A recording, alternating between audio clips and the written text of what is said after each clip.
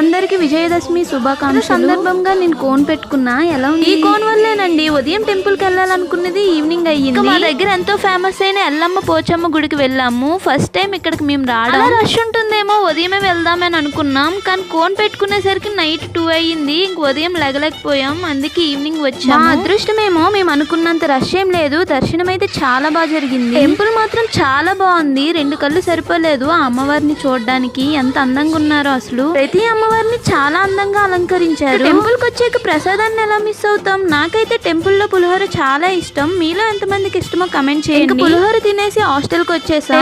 తెలుసు మీలో చాలా మంది డ్రాయింగ్ కోసం ఎదురు చూస్తున్నారని. ఫైనల్ గా అయిపోయింది.